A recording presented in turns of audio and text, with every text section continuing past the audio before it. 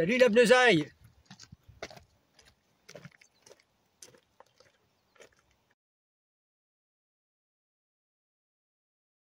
Bonjour à tous. Je vais donc donner mon témoignage sur les animaux durant mon temps en Algérie. Les images que vous allez voir ont été prises dernièrement. Hier, par exemple, j'étais en randonnée et je vous invite à randonner avec moi sur les sentiers au-dessus du petit port où j'habite actuellement, qui s'appelle Port-Vendre. C'est entre Perpignan et la frontière espagnole. En 1960, j'étais en première année de fac, après mes 2 bacs, et une année de sursis, puisque je suis de juillet 39, et j'ai reçu l'ordre de rejoindre Hourtin, près de Bordeaux, pour y faire mes classes.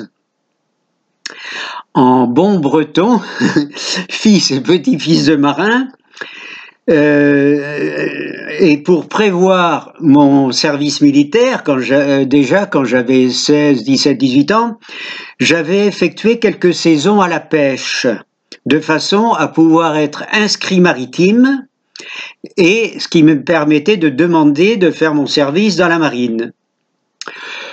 J'avais effectué une préparation militaire, mais j'étais pas militariste et j'étais plutôt indifférent aux événements en Algérie qui ne me concernaient pas. Bon, pas du tout.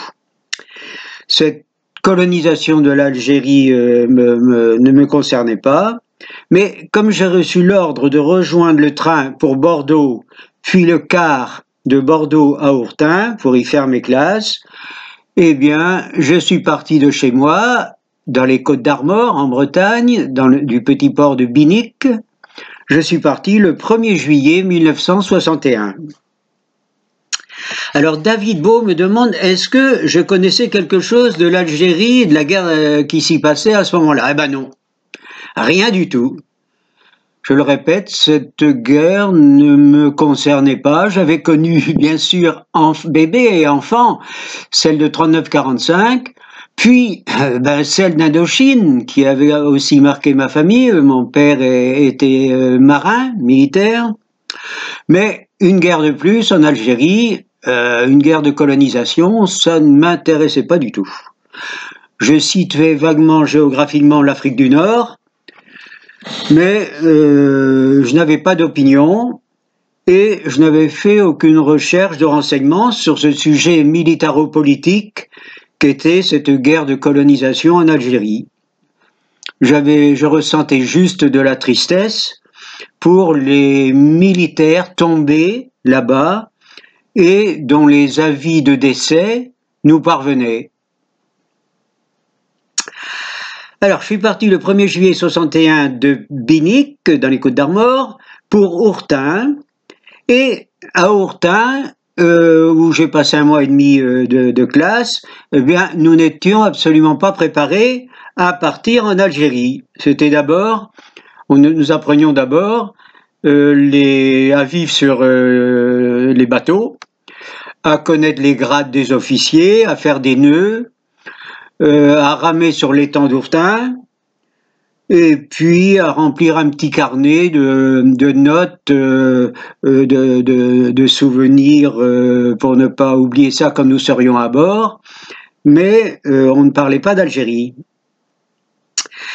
Et à la mi-août 61, j'ai été affecté comme matelot de 3e classe, c'est-à-dire rien du tout, le départ, quoi, hein, affecté sur le Jeanne d'Arc, qui est quand même un prestigieux navire-école actuellement, et je devais, avec le Jeanne d'Arc, partir faire le tour du monde pour représenter la France, donc de réception en réception, c'est-à-dire sans doute des escales très agréables, le tour du monde, et j'étais content. Mais un copain, un breton aussi comme moi, un copain, vient me voir à Hourtin et puis il me dit « Mon frère est dans la marine, il est engagé, lui il est à Tahiti, il y a plusieurs années que je ne l'ai pas vu, est-ce que tu accepterais de permuter avec moi? Je lui ai pas demandé où lui y était affecté. Je ne suis pas habitué à dire non, je dis souvent oui quand on me demande quelque chose, un service. Je savais que ce copain était d'une famille pauvre et que, bon, bien sûr, il n'aurait jamais la possibilité de voyager à Tahiti, etc. Donc, enfin, dans la seconde où il me demande ça, je lui dis, bah ouais, parce que dans la marine, on peut permuter les matelots, les sans spécialité. Un homme voit un homme, donc on peut permuter, il suffit de le déclarer au bureau. Et puis, peu importe le nom, peu importe la personne, on permute tout simplement. Donc, il me dit, bah d'accord, c'est bien. Il va au bureau, il s'occupe vite de faire la permutation, et puis moi, j'oublie ça. Mais, dans les jours qui suivent, je reçois l'indication de l'affectation de ce copain qui s'appelait Bernard. Et c'était l'Algérie dans le corps des fusiliers marins. Bon, bien sûr, ça changeait tout. C'était plus le tour du monde sur le Jeanne d'Arc. Mais tant pis, je suis fataliste, je ne me crée pas des problèmes et il n'y en a pas. Donc, j'accepte, j'ai pas de regrets. Je pars pour la permission que nous avions entre la fin des classes à Hourtin et puis le départ de notre affectation. Je pars donc revoir ma mère qui était veuve depuis 1 an seulement à Bilic, et j'y passe donc ma petite permission. Une autre des questions de David Beau, c'est est-ce que j'appréhendais d'aller en Algérie? Ben, comme j'y avais pas pensé, croyant plutôt être embarqué, je n'avais aucune appréhension. Je ne m'étais pas renseigné sur ce qui se passait là-bas. Je vous disais, on entend parler des morts et des blessés, mais bon, je ne savais pas exactement ce qui se passait. Et je n'avais pas d'appréhension particulière. Mais pendant les 8 jours de perm, je me suis dit, après tout, c'est la guerre, je risque bien de ne pas pouvoir revenir. Et je vais peut-être recevoir une balle là-bas, ou je vais peut-être mourir là-bas. Alors j'ai pris une décision radicale, c'est que je suis allé à la poste, où j'avais toutes mes économies depuis ma naissance, quoi, tout ce qu'on me donnait comme étrennes, les oncles, les tantes, les grands-mères, enfin tout ça, tout ce que j'avais pu économiser depuis 20 ans. J'en ai fait un mandat anonyme, je n'avais pas besoin de dire que c'était moi, et je l'ai envoyé au petit frère des pauvres, dont j'avais vu une réclame, une publicité sur une revue, je ne sais plus sur laquelle, mais peu importe. Et j'ai envoyé ça, et je me dis, au moins je me libère de ce côté-là, je pars la tête vide, j'aurai pas de sous, juste le minimum, mais plus d'économie, plus rien à la caisse d'épargne, et puis comme ça, je suis léger comme l'air. Et le jour de mon départ, donc j'ai pris le train à Saint-Brieuc, puis à Rennes, pour la gare Montparnasse, où je devais changer de train, traverser Paris, je ne savais pas trop comment, pour rejoindre la gare de Lyon, et de là, prendre un autre train pour aller de Paris, donc, à Marseille, où j'étais, paraît-il, attendu à la caserne Sainte-Marthe. Mais, bien que j'avais 21 ans, j'étais vraiment pas habitué à la dureté de la vie sociale, de la vie entre des hommes.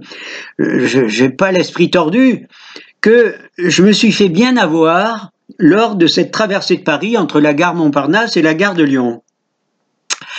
Donc dans ce train, avant d'arriver à la gare Montparnasse, dans ce train qui était parti de Rennes, on se reconnaissait, tous les matafs qui partaient, on avait notre pompon rouge, notre tenue et notre sac de marin et notre petite valise.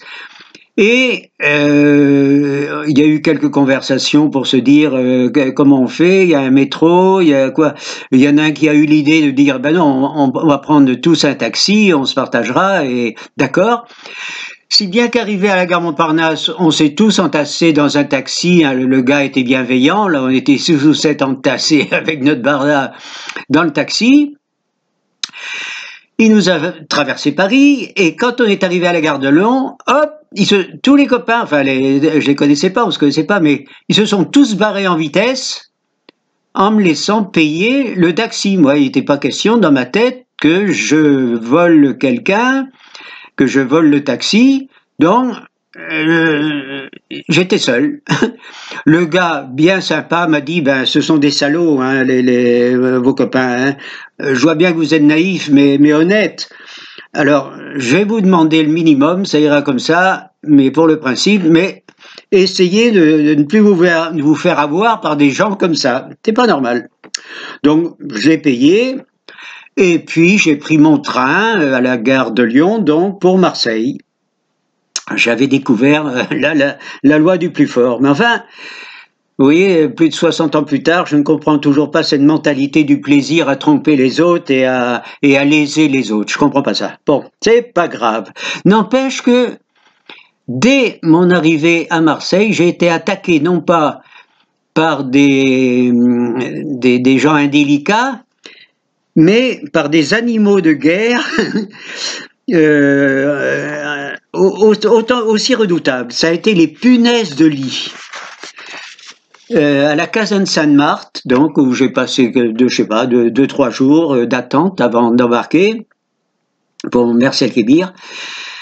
J'ai pour mon grand malheur, quoi, j'ai fait ma connaissance, mais de nuit, hein, je les ai pas vus, hein, je dormais bien, hein, d'un sommeil de bébé, hein, mais connaissance avec donc des bestioles qui m'ont bouffé littéralement, défiguré. J'étais boursouflé de partout au réveil, des pustules sur tout le corps, obligé d'aller à l'infirmerie. Le Toubi me dit, j'ai jamais vu ça, qu'est-ce que c'est que ça? Donc il m'a badigeonné le corps d'une teinture bleue, je sais plus ce que c'est, d'un antiseptique, quoi, en fait, hein, pour m'éviter d'avoir une infection générale. Et il m'a dit, ben, vous avez été bouffé par des punaises de lit, quoi. Hein. Et j'ai embarqué dans cet état sur ces fameux transporteurs de troupes, là, en fond de cale, vous savez bien comment c'était. Et arrivé à Oran, à la base de Mers-el-Kébir, où on a débarqué, c'est pareil, les infirmiers m'ont dit, mais c'est pas vrai, qu'est-ce que vous avez? Donc ils m'ont encore gardé un jour ou deux à l'infirmerie, seconde couche de badigeon, et puis essayer d'éviter que ça dégénère. Et ma foi, peu à peu, les plaies se sont cicatrisées, j'ai repris mon aspect normal au bout de quelques semaines, mais enfin j'étais déjà parti en camion, parti de Mers-el-Kébir pour la ville de Nemours, qui s'appelle maintenant Razaouet, mais elle s'appelait Nemours pour les Français à l'époque, et de Nemours à un autre poste où on était dispatché selon les affectations finales, et de là à un autre poste sur un piton, un petit poste qui s'appelait Assibou-Kouba. Et là, j'ai fait connaissance avec donc ce petit endroit où j'allais vivre mon affectation en Algérie. En fait, c'était une arca, c'est-à-dire un poste où étaient des harkis. Et nous étions un petit contingent de Français, des harkis donc. Vous savez bien, c'était des Algériens qui avaient pris le parti de la France, qui s'étaient engagés dans l'armée française. Et cette arca avait la curieuse, la double curiosité d'être à la fois gérée par la marine, alors que nous étions en pleine terre, nous n'étions pas en bord de mer, et c'était pourtant la marine nationale à ce moment-là qui encadrait cet arca. Et l'autre particularité, c'est que c'était une troupe, nous étions montés, c'est-à-dire nous avions des chevaux, des petits chevaux rapides, racés, des petits chevaux arabes, qui permettaient la circulation, la transmission dans cette région qui était isolée et sans route. Il y avait très peu de routes, il y avait des pistes. Mais pour aller d'une mechta, d'un hameau, d'un petit village à l'autre, et pour aller à la reconnaissance et trouver où étaient cachés les felagas, qui étaient dans des caches enterrées et pratiquement invisibles. Donc les petits chevaux là étaient utiles, de même que pour le médecin du poste qui pouvait se rendre là où on lui demandait, avec ses chevaux. Donc vous voyez, curieusement, j'étais dans la marine à cheval. C'est une expression qui est cocasse, dont on se moque souvent, mais j'ai été réellement dans la marine à cheval. Bien. Donc autour de nous, il y avait des collines isolées, des oueds, et puis des mechtas isolés, des petits hameaux, des petits villages. Alors, notre rôle était de faire donc des patrouilles entre cet endroit qui faisait partie de l'arrondissement de Nemours, qui se trouvait au nord de Tlemcen, qu'on peut voir davantage identifié sur une carte, donc, et la frontière marocaine.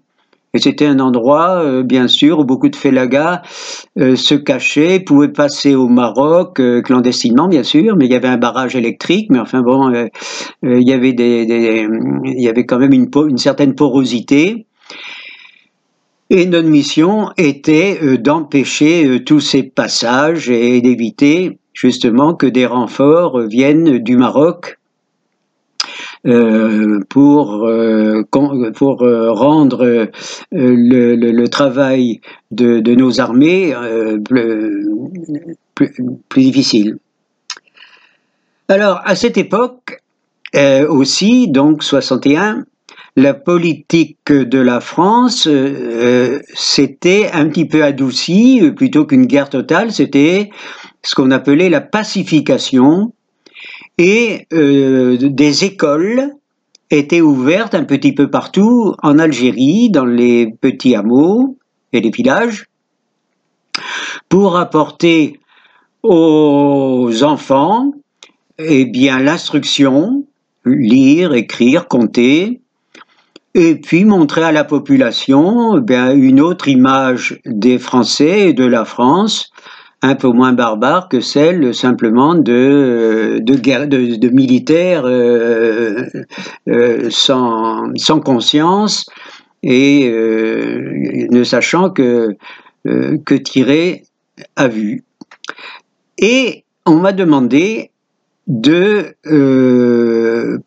avec un autre copain qui était de Perros-Guirec, aussi un breton, hein, Hervé Lédan, on m'a mis comme instituteur dans une petite école primaire, bien sûr, hein, qui avait été créée dans une ancienne mosquée, dans un petit village du nom de Taouli, qui se trouvait à environ 3 km en contrebas du poste où nous étions, à Siboukuba. Donc, il fallait descendre, faire il me semble que c'est 3 km en gros, descendre le matin, remonter le soir, et nous le faisions tous les deux, voilà, agréablement, hein. C'était quand même quelque chose de pas désagréable de faire cette route, de descendre vers l'oued, de traverser l'oued, et d'arriver à ce petit village de Taouli, où dans l'ancienne mosquée,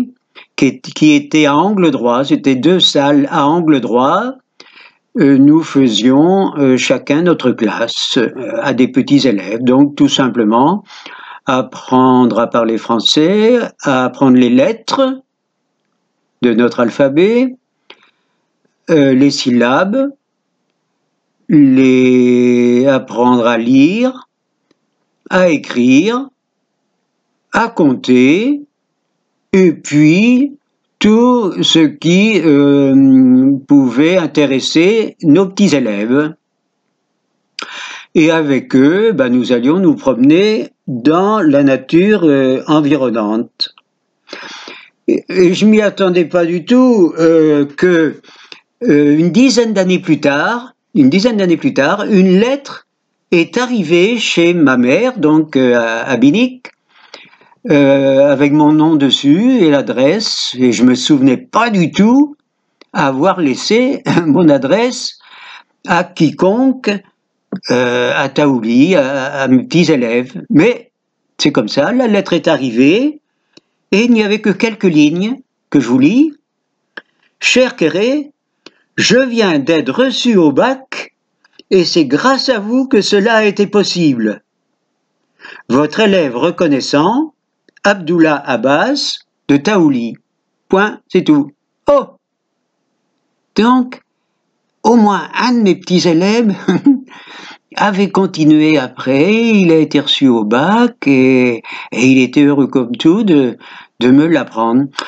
J'ai su dernièrement, parce que j'ai repris contact avec l'école de Taouli il y a quelques mois, j'ai su que ce petit élève est mort entre-temps. Je ne sais pas de quoi, il était brillant, je garde de lui une belle image d'un gamin curieux, éveillé et heureux comme tout, et je suis heureux que voilà qu'il ait eu comme ça l'occasion de continuer dans la vie après qu'on lui ait fait donc un peu d'école pendant que j'étais en Algérie. C'est vrai que l'an dernier, en 2024, j'ai repris contact avec, j'ai envoyé un mail sans plus connaître quelqu'un, quoi. Je ne connaissais personne, là, mais au hasard, mairie de Taouli ou un truc comme ça. Et puis j'ai reçu une réponse, et puis on a correspondu, et des petits élèves, d'anciens petits élèves, qui sont aujourd'hui grands-pères, quoi, hein, m'ont répondu, se souvenaient de moi, se souvenaient de certaines anecdotes ou épisodes, et étaient heureux. Ils m'ont invité à venir les voir. Viens, il faut venir à Hugues. On t'attend tous, on parle de toi, on est heureux. Il faut absolument venir. Bon. Et puis, vous savez bien qu'il y a eu ces temps derniers cet emprisonnement de Boualem Sansal, là, cet écrivain algérien très courageux qui se heurte contre le régime politique algérien actuel et contre l'islam qui veut conquérir notre pays et qui n'a pas peur de nous dire résistez à l'islam, ne vous laissez pas prendre, refusez qu'ils construisent des mosquées, ce sont pas des lieux de prière, ce sont des casernes, c'est des centres de commandement de l'islam, refusez ça en France. Bon, et puis il est reparti voir sa fille, je crois, sa femme, à Alger, puis le voilà emprisonné maintenant depuis 4-5 mois. Et donc les relations politiques franco-algériennes sautent au plus bas, et donc c'est évidemment pas le bon moment pour moi de retourner là-bas. Donc le projet, on verra bien si je le mettrai à exécution un jour. Hein. Donc à part les punaises de lit et puis les petits chevaux dont je vous ai parlé, eh bien, il y a une troisième bestiole qui a marqué un petit peu mon séjour en Algérie, puisque les bêtes, c'est quand même le thème de l'appel à témoignage que nous a fait Jean-Pierre Louvel.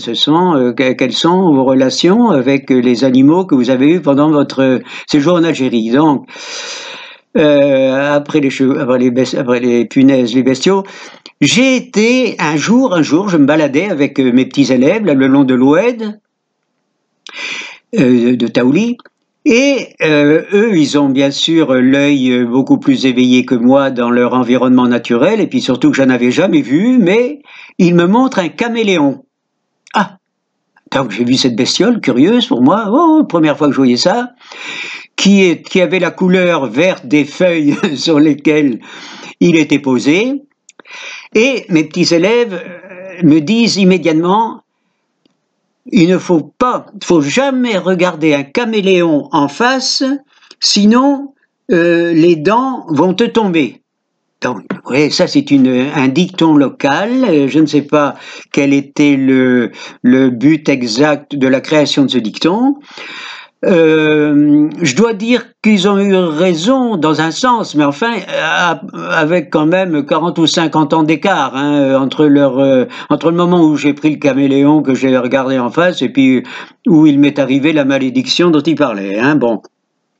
Mais je l'ai pris et puis je l'ai mis sur mon épaule et je l'ai gardé comme ça plusieurs mois.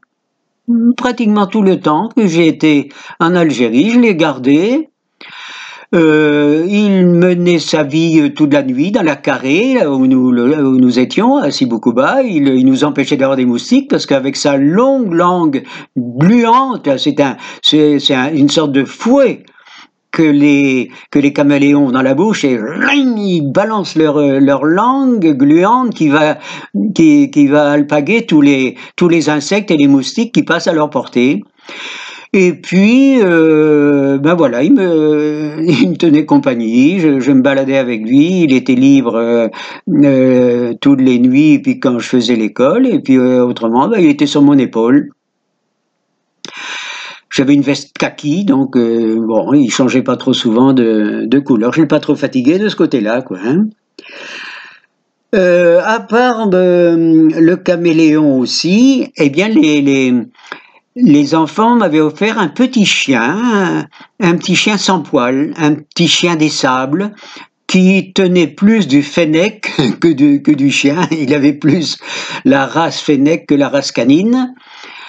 Mais il était affectueux, il restait avec moi, et ce petit chien que j'avais appelé Baroud, voilà, on était dans le milieu, ce petit chien a été du voyage du retour lorsqu'on est reparti, lorsqu'on a reçu l'ordre de quitter le poste, de nous replier à Nemours, puis à Mers-el-Kébir, etc. Il m'a suivi. Puis dans le bateau de la traversée de la Méditerranée entre Mers-el-Kébir et Marseille, et il a pris le train avec moi et je l'ai ramené à Binic où je l'ai confié à ma mère. J'avais bien entendu une affectation pour Toulon, mais je n'avais pas le droit de l'apporter avec moi, de l'amener avec moi à Toulon, donc il est resté chez ma mère et je l'ai revu bien entendu quand j'ai eu la quille et que je suis revenu à Binic. Le petit Baroud était là, il a passé quelques années bien sûr, ce n'était plus l'Algérie pour lui, mais enfin il était bien soigné et puis voilà, c'était et le dernier des animaux de guerre de mon témoignage, quoi. Et alors, David Bohm pose aussi une question, est-ce que j'ai connu des patrouilles, des crapahus, des embuscades? Alors, comme je travaillais le jour à faire l'école, j'étais dispensé de crapahus et de patrouilles la nuit. Mais les copains y allaient, bien entendu. Alors moi, par contre, j'étais pas dispensé de car, de garde sur les toits des mechtas qui nous servaient de logement au poste d'Assiboukoba. Voilà, donc j'assistais de loin aux accrochages, aux balles fluorescentes, traçantes, aux coups de fusil, aux éclats et tout ça. Bon, on n'a pas eu de mort, heureusement, pendant tout le temps que j'étais là-bas, mais enfin, c'est vrai que je n'ai pas la nuit fait de patrouille comme les copains. Des crapahus d'exercice, oui, bien sûr, tous les exercices. Et d'ailleurs, pendant les exercices qu'on avait le plus d'accidents, comme je vous dis, on n'a pas eu de mort due au fellaga, mais pendant nos exercices, on a eu des accidents, par exemple des grenades à fusil, une qui nous a explosé alors que nous étions autour, donc la crosse de mon FN, de mon fusil mitrailleur a été, a été criblé d'éclats, mon chapeau de brousse percé, et moi j'étais indemne. Par contre, plusieurs copains ont été amenés d'urgence à l'hôpital à Nemours pour être soignés avec les éclats qu'ils avaient reçus. Et puis, vous savez bien, vous avez dû connaître ça aussi tous, hein, dans les chambrées, dans la carrée, en nettoyant les armes, et ben combien, ma foi, ont laissé partir une balle. Alors, bon, quand ça partait dans le plafond, ça va, mais bon, on a évité quand même directement d'être transpercé par ces balles tirées accidentellement dans les chambrées. Des accidents de voiture aussi, et de bahut, hein.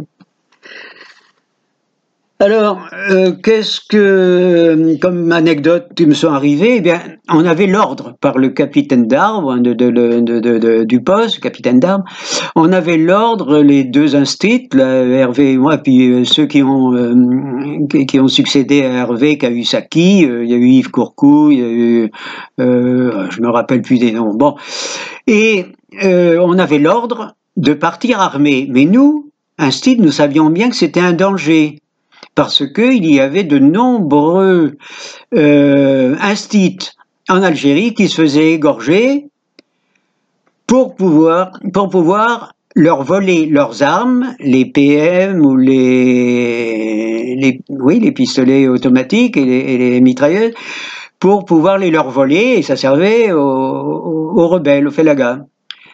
Et nous, on partait avec les armes, mais souvent on les planquait à la sortie du poste, de façon à arriver les mains libres à l'école. Souvent, on a vu des caches s'ouvrir et se fermer devant nous, dans les champs, sur les bords des collines sur lesquelles nous passions, mais jamais on a été attaqué. Donc on avait pris le parti de, tant qu'on pouvait, si on pouvait, hein, de ne pas les porter avec nous, de nous en débarrasser, et puis au moins d'éviter d'être égorgés pour port d'armes, pour qu'on nous les vole. Bien. Mais il m'est arrivé un jour, c'était avec le même copain, Hervé Ledan, ce jour-là, on avait nos armes, les pistolets mitrailleurs, et puis les petites mitraillettes, là je me souviens plus, et un pistolet. Et un soir après l'école, la population de ces villages, il n'y avait plus d'hommes mûrs, hein, ils étaient tous partis au Félaga ou Arki, on ne sait pas trop, enfin il n'y avait que les femmes, les mamans des enfants, de tous les enfants qu'on avait à l'école, et les vieillards. Les vieillards, ma foi, qui étaient plutôt favorables à nous, ils nous demandaient de leur remplir les papiers qu'ils ne savaient ni lire ni écrire, mais c'est des gars qui, pour la plupart, avaient fait la guerre 39-45 de notre côté, de côté de la France, qui avaient débarqué en Provence, enfin c'était des patriotes de notre côté. Mais ils savaient, on leur remplissait leurs papiers, on soignait les bobos des gens, on avait une petite pharmacie avec nous, on faisait l'école, et c'était les vieillards et les femmes qui étaient dans ces villages. Et donc un soir après l'école, les femmes et les vieillards nous disent, on a une fête au marabout, je me souviens plus comment, Sidi, je sais pas quoi, j'ai oublié. C'est-à-dire c'est un lieu, une sorte de petite mosquée, de lieu saint où était enterré un saint de l'islam, un personnage qui autrefois a marqué un petit peu son environnement et qui se trouvait à, je sais pas, 2-3 kilomètres de là, mais non plus dans la direction de notre poste à Siboukuba où nous devions remonter, mais non, dans une autre direction. Mais tant pis, tous les deux, on était si bien en sympathie avec la population qu'on leur dit oui, ben, hop, on y va, on vous suit. Donc on marche là jusqu'au marabout où il y avait déjà une petite foule de gens, mais il n'y avait pas que des femmes et des vieillards, il y avait des hommes, là, des gens qui devaient se planquer le jour, mais qui pour la fête du marabout étaient sortis de leur cache et étaient là, donc dehors, autour du du petit édifice qui servait, je vous dis, de lieu de culte. Et les gens nous disent, vous allez rentrer dedans, hein, la cérémonie se fait dedans. Ben oui, mais pour rentrer dans une sorte de mosquée comme ça, il fallait se déchausser, enlever nos brodequins et laisser nos brodequins dehors et nos armes. Évidemment, on n'allait pas rentrer avec des mitraillettes à l'intérieur. Et tous les deux, on se dit, allez, là c'est grave, mais on joue le jeu, hein. On fait l'école, on va pas avoir un double discours.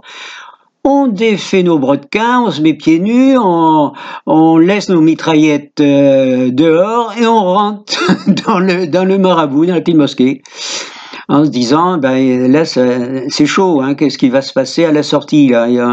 Évidemment, on est sûr de ne pas retrouver nos armes et sans doute pas nos chaussures. Bon, la cérémonie finie, on sort, non. Tout était intact comme on l'avait laissé, les gens étaient tous autour, mais ils avaient tout gardé, nos godasses et nos armes.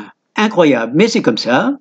Donc, on s'est rechaussé, on a repris nos armes, et on a fait, voilà, on était invités à partager le thé, les cornes de gazelle, en fait tous les gâteaux, vous savez bien, au miel, aux amandes et tout ça, en fait les pâtisseries habituelles orientales, hein. Et on a fait la fête avec les gens voilà, puisqu'on avait un bon feeling avec eux, hein. Et puis tous les deux, on est remonté à notre poste. On n'a évidemment pas parlé de ça aux copains, c'est évident. Ça aurait été un sujet. D'abord, on serait peut-être passé au conseil de guerre, hein, pour avoir abandonné nos armes à l'ennemi, même si l'ennemi, pour nous, c'était pas du tout ce qu'il croyait. Mais on n'a évidemment pas parlé de ça. Mais c'est bien d'en témoigner aussi, hein. Nos copains, donc là-haut, eux qui étaient confrontés, je sais bien, aux patrouilles la nuit et aux coups n'avaient pas du tout la même mentalité que nous, quoi. Et malheureusement, ils entretenaient une violence, un racisme assez pénible et terrifiant, mais on pouvait pas en parler, quoi, hein, ça c'est clair, hein. Mais j'ai des cas, par exemple, quand ils patrouillaient quelques-uns comme ça dans la campagne, là, ils entraient dans les mechtas des parents de nos petits élèves, et ils foutaient tout en l'air, sous prétexte de fouiller, et même quelquefois ils mettaient le feu à la mechta, hein, pour s'amuser, ça les intéressait, ça les amusait, quoi, hein, bon. Ou alors j'ai été témoin aussi de cas de violence, par exemple ils prenaient la petite ardoise entourée de bois, vous savez bien les petites ardoises qu'on avait autrefois pour écrire avec un crayon d'ardoise dessus, là on utilisait ça avec les enfants, et puis les casser sur la tête de nos petits élèves, juste pour faire un acte de violence gratuit, par racisme, par la haine des Arabes, des folies. J'ai même au poste, où pourtant on mangeait très bien, parce que dans la marine, vraiment, la nourriture, c'est sacré, donc on avait des repas magnifiques, complets, sains et délicieux et copieux. Et malgré ça, il y avait des copains qui sortaient le soir, armés bien sûr, et puis qui nous disaient, on va chercher des lapins, c'est-à-dire ils avaient aperçu près d'une mechta des clapiers, que les gens, ils élevaient quelques lapins pour leur ordinaire, leur nourriture. Et les copains allaient voler les lapins et disant, si quelqu'un sort, on s'en fout, on les tripe, on le tue, on en a rien à foutre. Nous, c'est le plaisir de nous faire un lapin rôti demain. Voilà, c'est tout. C'était comme ça, quoi. La grosse différence entre nous qui étions bien vus de la population.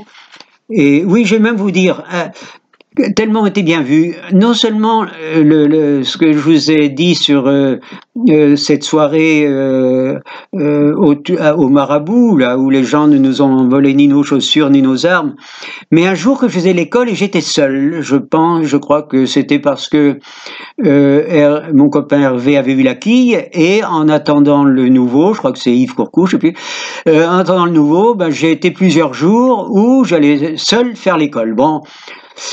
Et j'avais planqué mes armes avant d'arriver à l'école, ben, et je faisais ma petite classe, quoi, hein, comme d'habitude, et tout d'un coup, deux voitures arrivent en trombe dans la cour de l'école, hein, c'était de la terre battue, et qu'est-ce que je vois en descendre? 8 mecs, des adultes, hein, des hommes armés, des félagas. Et de suite, j'avais pas le choix, quoi. Je me suis dit, ça y est, c'est ma mort. Bon, je sais pourquoi ils viennent. Pourvu qu'ils ne m'égorgent pas dans la classe, là, devant les enfants. Là, ça a été, je dis, c'est pas vrai. Ils vont pas faire ça ici. Et qu'est-ce que je vois arriver immédiatement? Des femmes du village, courant, arrivant à eux, discutant. J'ai rien compris, bien sûr. Et j'attends quelque temps, je continuais un petit peu à parler aux enfants, et un des mecs entre et me dit, bon, on sait que vous faites du bien aux enfants, on n'a rien à vous reprocher, continuez. Bon, et ils repartent. Et le soir, les femmes qui me disent, oui, effectivement, on a eu la visite des félagas, ils ont dû passer la frontière, hein, depuis le Maroc, mais tu es protégé, tu n'as rien à craindre. Voilà, et pour vous dire les contacts qu'on avait. Alors, nous les instits, bien sûr, on apportait notre ration. Depuis le poste d'Assil-Boukouba, on apportait notre ration tous les matins. Mais bien souvent, au lieu de manger nos rations dans l'école, eh ben, on était invités par les mamans des élèves. À tour de rôle, ils disaient non, vous venez, allez, venez manger chez nous. Donc on s'asseyait sur la natte, sur le sol, bien sûr, dans la cour de leur mechta, devant le canoun, le petit feu là, où cuisait la shorba, la soupe ou le couscous, quoi. Et puis on mangeait avec les mamans et les enfants, bien entendu, qui étaient autour, quoi. Donc c'était un climat d'amitié, de confiance, de sympathie là. Vraiment agréable, quoi. C'était ça nos relations, bien sûr. D'instit, ça n'avait rien à voir, comme je vous le disais, avec ce que les autres, les militaires, bien sûr, avaient comme relation, eux, avec les Algériens qu'ils ne connaissaient pas, donc la mentalité, l'état d'esprit n'était plus du tout pareil, hein. Et puis, qu'est-ce qui s'est passé? Ben, c'est que on a reçu l'ordre en mai 62, l'ordre de plier bagages. Ah, c'était voilà, les accords d'Évian, et puis avaient été signés. Nous, on ne suivait pas trop ça, la politique, mais bon. On a reçu l'ordre de quitter notre poste d'Assil-Boukouba, de nous replier sur un autre poste un peu plus conséquent, puis sur Nemours et sur Marcel Kébir. Finalement, étant parti pour faire 18 mois en Algérie, eh ben, je n'en ai fait que 8. Enfin, un peu plus de 8, mais peu importe. C'est-à-dire de septembre 61 à mai 62. Et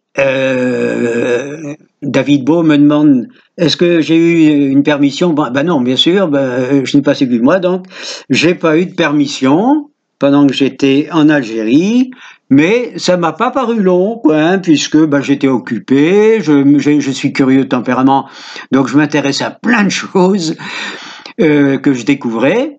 C'était pas mon milieu habituel de naissance, et puis nos relations avec la population locale étaient si agréables, si sympas, que ça m'a paru un séjour super agréable. Donc Je n'ai pas eu de permis, mais j'étais pas dans des conditions terribles. Ça a été quoi. Hein.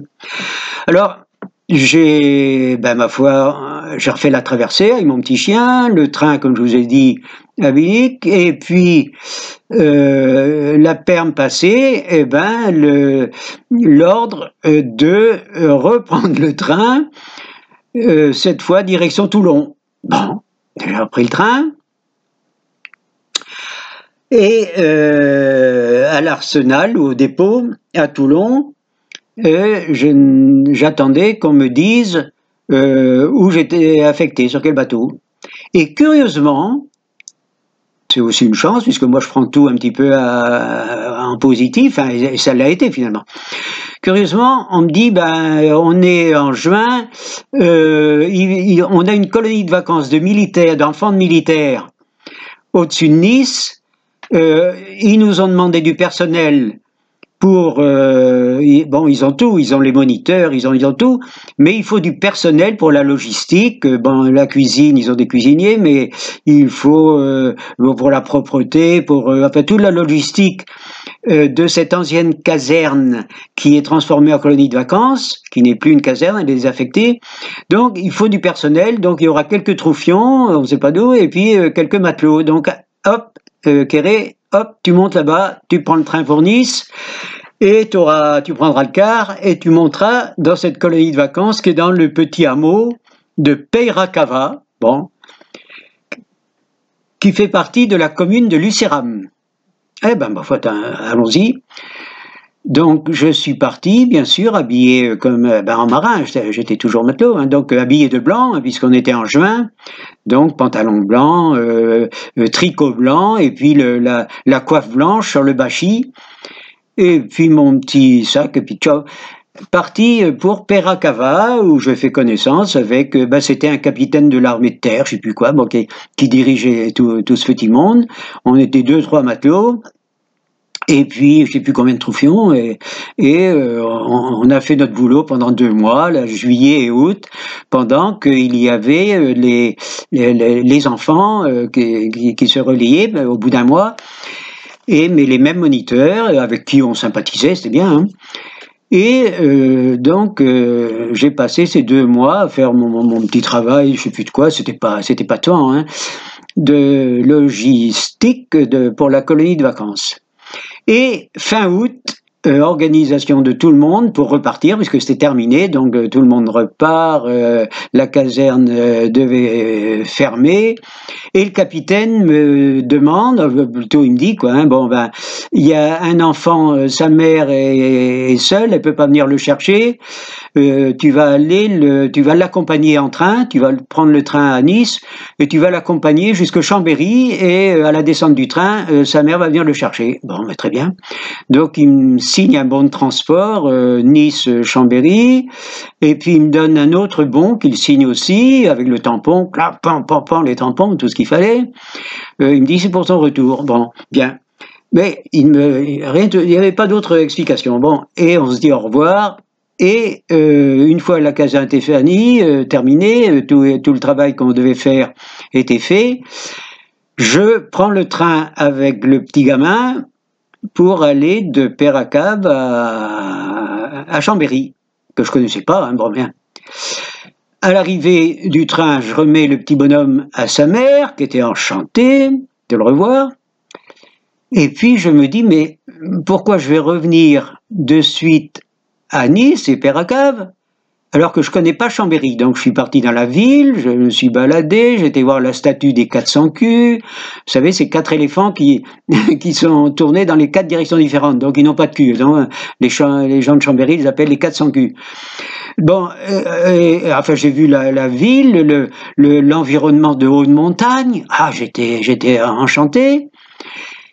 Et je repars à la gare, et puis je me dis, mais pourquoi je vais prendre le train pour Nice alors que je peux aller voir d'autres endroits que je connais pas encore. Par exemple, le nord de la France, j'ai jamais été, à Lille. Alors sur le bon de retour, j'ai écrit Lille. Et puis ça a marché, j'ai pris le train pour Lille. J'ai visité Lille. Et puis arrivé à Lille, je me suis dit, ben mais il y a pas de raison que ça s'arrête. Donc j'ai écrit sur le même banc Paris. À Paris, ben voilà, j'ai été voir une tante et un cousin qui habitaient à côté de Paris, Boulogne, Billancourt. Et puis de là, eh ben j'ai passé un ou deux jours. Et puis je me suis dit, bon ben c'est évident que je continue, mais sur la Bretagne, je vais aller voir ma mère. Donc j'ai écrit Rennes et puis Saint-Brieuc. Et je suis retourné à Binic, j'ai été embrasser ma mère et ma petite sœur, parce que mon père était décédé, mais ma mère était enceinte quand il était décédé, donc il y avait une petite sœur qui était née, donc qui avait 1 an, je sais plus combien, un an et demi peut-être quand j'ai été. Et puis j'ai 2 frères et 2 autres sœurs, et une autre sœur, donc au total on est 5, bien. Et puis mon petit Baroud, à qui j'ai fait des caresses. Et puis un de mes frères, Christian, partait en pèlerinage, on était déjà en septembre, début septembre, partait en pèlerinage à Lourdes. Ben, je lui dis, écoute, moi je vais devoir retourner d'où je viens, donc je t'accompagne. Alors donc on prend le train, Saint-Brieuc-Lourdes. À Lourdes, je dis au revoir à mon frère, et puis moi j'ai inscrit Toulon sur mon billet, et puis je me fais pincer dans le train, bien sûr un contrôleur me dit, mais attendez, votre billet là, qui est surchargé, c'est un faux. Alors je lui explique, hein, je lui dis, vous voyez bien, il faut bien que je retourne maintenant quand même au dépôt, à l'Arsenal, à Toulon. Ah, il me dit, oui, bon, d'accord, donc il m'a pas verbalisé. À Toulon, bien sûr, je me suis bien gardé de descendre à la gare, pas question, donc j'ai écrit Nice à la suite de tout le reste sur le billet. Et puis, arrivé à la gare de Nice, eh ben, j'ai pris le car pour remonter à ma caserne de Peracava, qui est à 1500 mètres d'altitude quand même, quoi, bon. Et arrivé à la caserne, eh ben, j'ai retrouvé mes petites affaires, et puis surtout tous les gens de Peracaba qui m'avaient adopté, quoi, j'avais passé déjà du temps là-haut. Donc je connaissais des hôteliers restaurateurs chez qui je mangeais, chez qui je couchais, j'ai des gens avec eux j'allais au Cep ou au Myrtille, enfin c'était la belle vie. J'ai vu tourner là-haut, je suis resté là, donc j'ai vu tourner là-haut le chevalier, comment ça s'appelle, le masque de fer avec c'est avec qui le masque de fer, c'était je me souviens plus avec qui c'est qui tournait dans le masque de fer. C'est pas Jean Gabin, c'est Marais. Bon, enfin des choses curieuses pour moi, voir le tournage d'un film comme ça dans la montagne. Et puis donc je passais la belle vie là-haut, hein, j'avais rien à foutre. C'est-à-dire la marine m'avait perdu. Hein, ils savaient où ils m'avaient affecté. Et puis la colo avait pris fin. Le capitaine avait dit, bon, ben, j'ai dit au revoir à tout le monde, mais eux, ils savaient plus où j'étais. Et moi, je ne cherchais pas du tout à rentrer en contact avec qui que ce soit, c'était pas mon rôle. Mon rôle était d'attendre, bête et discipliné. Bien sûr, je n'étais plus payé, quoi, les 18 francs, je crois, anciens francs qu'on avait par mois, et puis la cartouche de clope, mais enfin bon, je m'en foutais un petit peu. Donc après mon Tour de France, là en train, j'étais content de ce Tour de France, et puis je retrouvais Peracave et j'attendais tranquillement que les autorités réagissent et voilà, ils s'occupent de moi. C'était eux qui étaient dans leur tort. Et il est arrivé quand même un moment où les gendarmes de Lucéram, dans la commune, arrivent en fourgon à Peracave, me retrouvent facilement, bien sûr, je me cachais pas, quoi. Hein, bon. Et puis, voilà, je me suis fait alpaguer, quoi. Ils me disent, qu'est-ce que vous foutez là? On vous cherche partout. Ben, je dis, moi, attendez, j'attends, j'ai été affecté, j'attends sur place. Vous voyez bien que on n'a rien à me reprocher, hein, j'ai pas fait de mal. Ils ont bien compris, ils m'ont dit oui, mais il y a quelqu'un qui a fait une faute là, mais vous montez dans le fourgon, on vous descend à la gare et puis vous prenez le premier train pour Toulon. Ah ouais, pas de problème. Hein. Donc j'ai dit au revoir aux gens que je connaissais, aux amis, puis hop, je suis redescendu avec eux, avec les flics, les gendarmes, à Nice, à la gare, et puis j'ai pris le train et je suis arrivé à la gare de Toulon. Mais là, il y avait encore une autre embrouille qui m'attendait. C'est que quand j'étais parti en juin, j'étais en tenue d'été de la marine, en blanc. Et là, j'étais encore en blanc, évidemment. J'avais laissé mes affaires au dépôt à Toulon.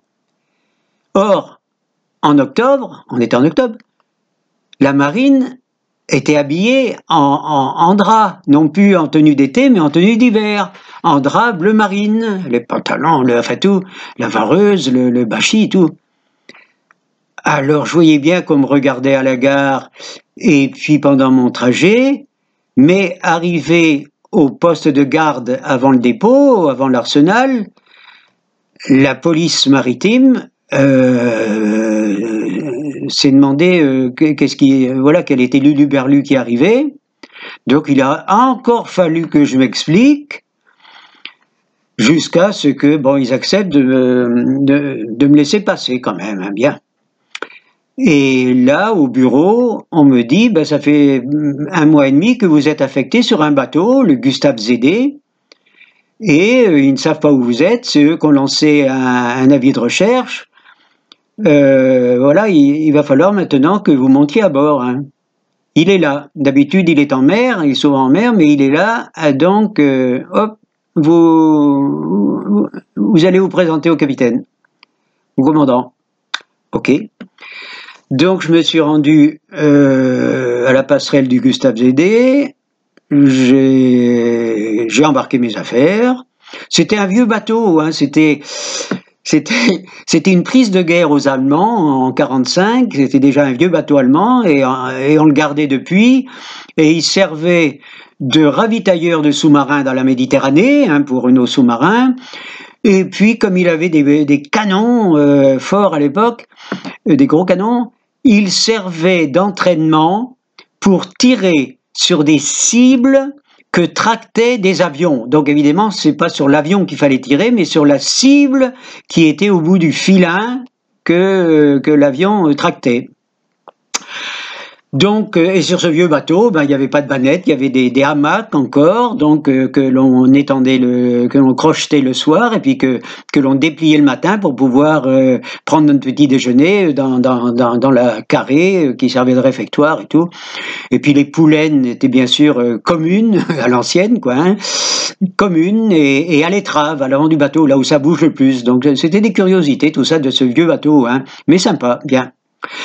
Une autre curiosité, c'est que le maître canonnier il était vieux, il était proche de la retraite, mais il n'avait pas été réformé. Il avait fait une bonne partie de son service, de son temps en Asie. Et il avait été piqué par la mouche tsetse et il était atteint de la maladie du sommeil. Donc lui, il pouvait dormir pendant les tirs de canon et c'était son second qui donnait les armes.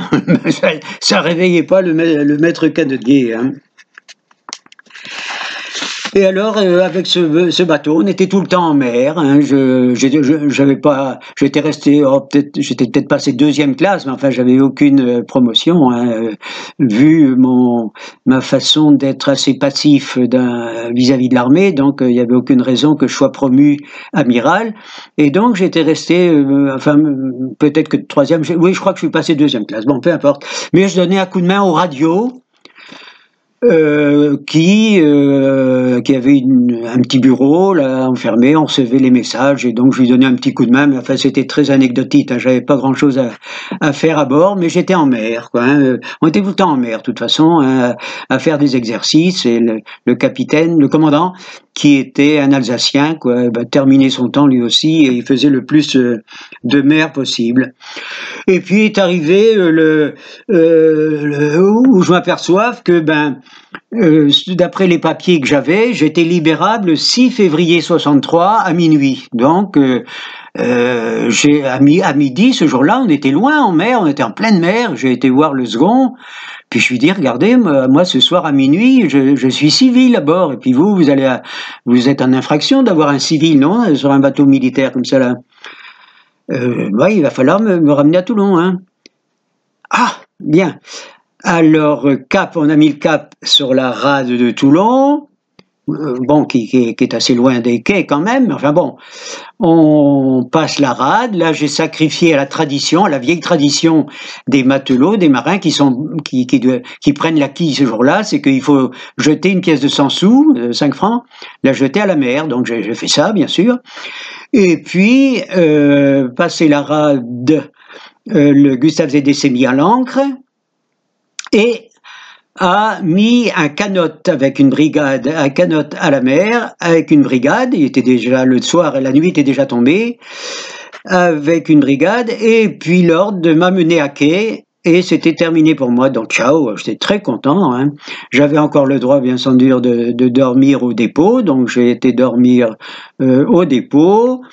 Le lendemain, j'ai fait mes papiers pour être libéré du service militaire, enfin versé dans la réserve, évidemment. J'ai retrouvé à Toulon le copain avec qui j'avais permuté, qui m'a même pas remercié d'avoir fait son tour du monde, mais enfin bon, on est allé boire un pot, fêter notre quille, puisque tous les deux on avait la quille le même jour. On est allé voir ensemble un film, je crois que c'est La fille du puisatier, avec Rému et Fernandel.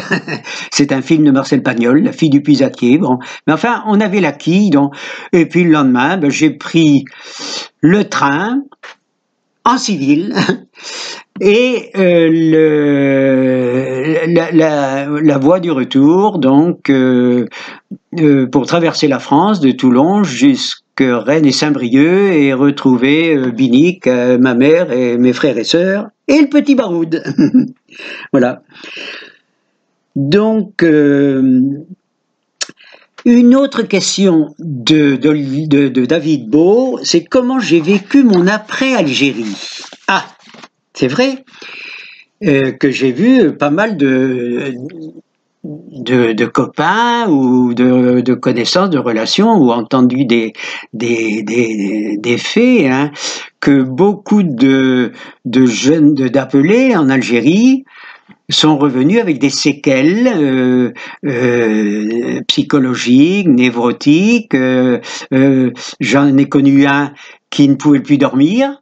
Il avait eu des responsabilités, sous-lieutenant, et il avait sans doute donné des ordres qui lui ont tracassé la conscience. En tout cas, il avait perdu le sommeil à son retour, c'est terminé.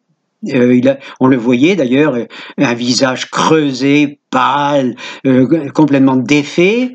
J'en ai connu un autre qui était marin-pêcheur, à Saint-Quay, qui, sans cesse au retour d'Algérie où il avait été appelé, regardait ses mains ouvertes devant lui, les paumes, l'intérieur, comme s'il voyait encore du sang, je sais pas, on n'a pas su, mais il avait de ces moments les yeux hagards en regardant ses mains et il n'a pas tenu, il s'est suicidé. Et plein de cas que j'ai entendus comme ça et des copains qui sont restés avec des séquelles psychologiques graves ou plus ou moins graves. Et moi, curieusement, de la même façon que je suis parti en naïf en Algérie, je suis revenu en naïf en France, où je me suis vite empressé, puisque personne ne m'a posé la question, ne m'a fait parler, ni ma mère, ni personne. J'ai bien eu une tante, la sœur de ma mère, qui m'a offert un livre, 20 ans dans les Aurès, je crois, mais que j'ai refusé de lire, de même que je me suis refusé, mais alors vraiment de lire quoi que ce soit sur la guerre d'Algérie, d'aller voir n'importe quel, j'ai été voir aucun film, aucun essai, aucun documentaire, ni rien, et rien lu ni rien vu sur l'Algérie parce que je décidais tout simplement d'oublier comme si j'y avais jamais été. Personne ne m'en parlant, ni mon patron quand j'ai embauché, ni les copains de travail, ni rien, personne. Donc j'étais bien content, moi, que personne ne m'en parle, et moi ça m'évitait d'en parler. Donc, oubli total, je suis jamais allé là-bas, et vive la vie, bien. Jusqu'au jour, curieusement, hein, dans mon travail, j'étais directeur commercial d'une boîte du Nord, directeur commercial, donc surtout de la France, j'ai circulé, et j'avais embauché un représentant à qui je voulais montrer notre clientèle que je connaissais de quelques départements du sud de la France où il habitait. Donc je roule avec lui, je circule avec lui, et le gars tient absolument à me raconter son passé dans l'OAS en Algérie. Donc là, j'apprends, j'en avais rien à foutre en l'embauchant, hein, moi ça me regarde pas les histoires de politique et de religion et tout, mais j'apprends qu'il est juif, sa femme aussi, qu'ils ont été rapatriés, enfin c'est pas le vrai mot puisqu'ils n'étaient jamais venus en France avant, donc c'est pas un vrai rapatriement, mais qui sont venus d'Alger en France, et ils cherchaient du boulot, donc j'ai embauché. Et le gars me dit « Oh putain, j'étais dans l'OAS là-bas à Alger, mais qu'est-ce que j'en ai fait? Sauter des bombes la nuit, j'ai gorgé des bougnoules, on jetait des grenades. Oh, alors bon, il me racontait ça comme s'il était habitué à raconter ça sans doute à des gens qu'il connaissait bien et qui étaient de cette mentalité-là, quoi, raciste et revancharde, et puis ne sachant pas qu'il y avait une autre façon de penser la vie, et donc je l'ai laissé parler, bien, moi, et après tout, je tournais pas avec lui pour ça, donc il était libre de dire ce qu'il voulait.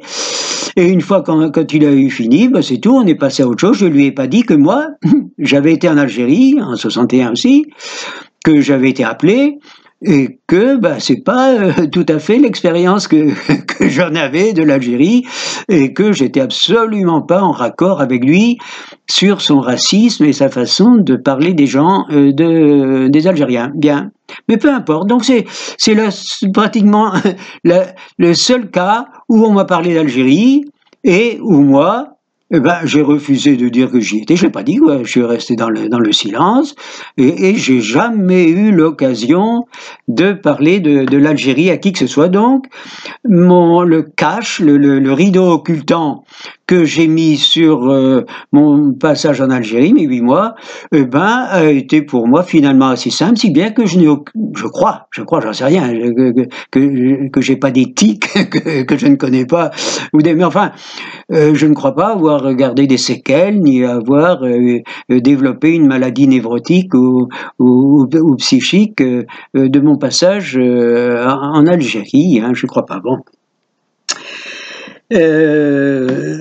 Ensuite, par contre, j'ai noté ça en 84, à force de recevoir des courriers, je ne sais plus de qui, hein, des anciens combattants, je ne sais pas pourquoi, j'en sais rien, qui avaient mon adresse, forcément.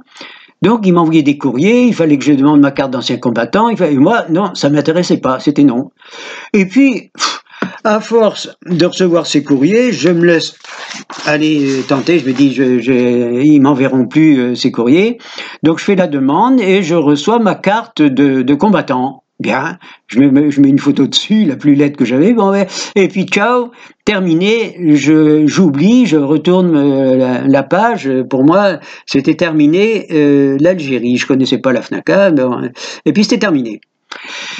Donc, ma vie continue, je bouge, j'ai habité en Turquie, et puis, en 2018, j'arrive à Paris et je m'installe dans le 14e.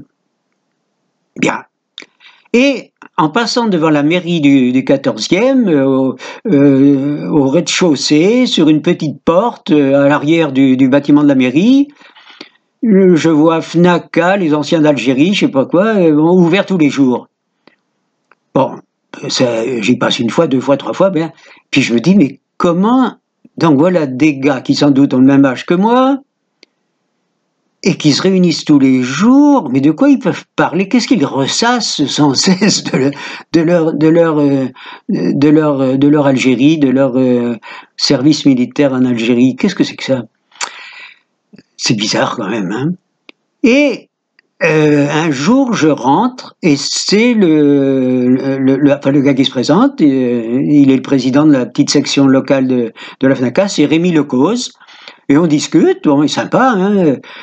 Et donc, il me demande si je fais partie de la FNACA. Ben non. Et il me dit, mais tu sais que tu as le droit à une retraite? Alors je dis, mais non. Ben si, il y a une retraite, et puis le pass Navigo gratis, au lieu de payer 700 €, je sais pas combien, le pass Navigo à Paris, tu l'auras gratis, tu pourras circuler gratuitement. Oh, je me dis quand même, c'est pas mal. Puis il me dit, tu devrais quand même faire partie de la FNACA, puisque tu es ancien combattant. Ah bon? J'étais pas du tout attiré hein, depuis le temps. Donc on était en 2018, là, et depuis le temps, moi j'avais oublié Algérie. Et bon, comme le gars est sympa et la petite cotisation annuelle a été symbolique, donc je lui ai donné mes 25 €, quoi, je sais plus combien c'était. Et je me suis inscrit à la FNACA. Et ça m'a donné l'occasion de retrouver voilà, des souvenirs que j'avais enfouis, mais qui ne me tracassaient pas, qui ne me gênaient pas. Et d'entendre pourquoi les gens se réunissaient, pourquoi ils s'étaient impliqués dans la FNACA, et pourquoi il y avait le petit journal L'Ancien d'Algérie, et qu'est-ce qu'on y faisait. Donc, je me suis demandé qu'est-ce que je pouvais faire. Moi, j'ai fait quelques petites interviews pour m'occuper, pour participer à la vie de la FNACA, là, bon, quelques petits trucs. Et puis, finalement, avec la Covid, là, ben, j'ai quitté Paris pour venir habiter à Port-Vendre, où bien sûr le confinement n'existait pas. Enfin, bon, pour moi, hein, j'étais tout le temps dans la montagne, donc j'ai fui le confinement de Paris. Et je me suis installé ici à Port-Vendre dès que j'ai entendu le mot confinement là, à Paris. Donc voilà. Mais peu à peu, bien sûr, j'ai mieux appris ce qu'était la FNACA et puis son but, l'animation bien entendu. Et voilà pourquoi j'ai répondu à cet appel à témoignage. Merci de m'avoir écouté. Au revoir les copains d'Algérie.